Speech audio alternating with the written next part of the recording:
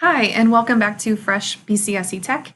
In this short video, I'm going to show you how you can use live captioning features. So captions are a great way of making your learning environment and content more accessible.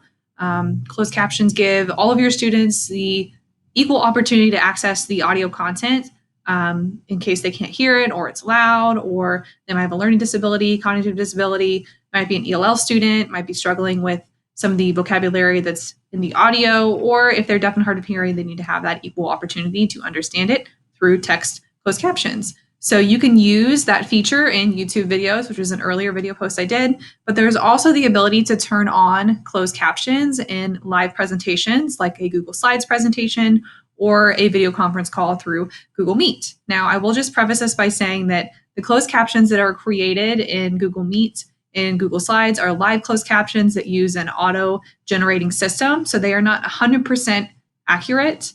So just know that going into this, that sometimes it might put the wrong word up, or it might mess up the spelling of a certain word or a name or something along those lines.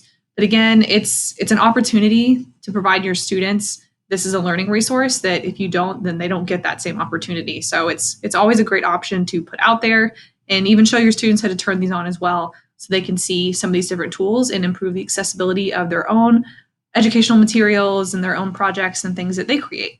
So if I'm in Google Slides, that's the first one I'm going to show you.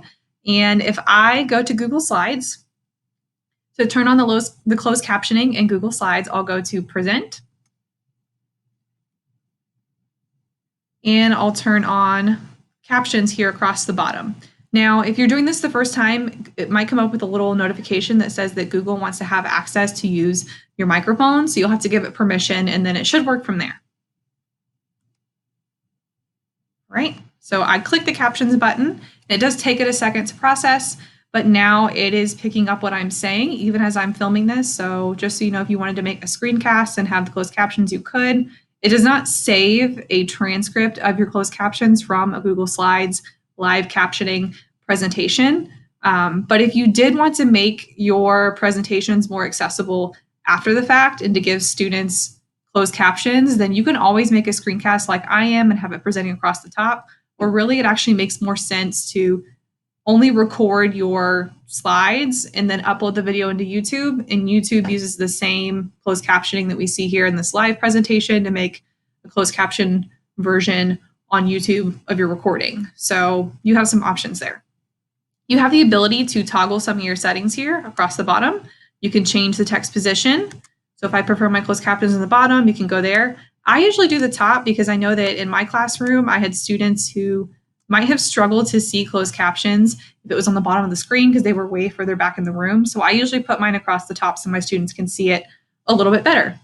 You can also change the size of your closed captions. So you can do extra large or large, which again is another great way to make your closed captions more accessible. And to turn off your closed captions in a live presentation, you can always click the CC to turn it off.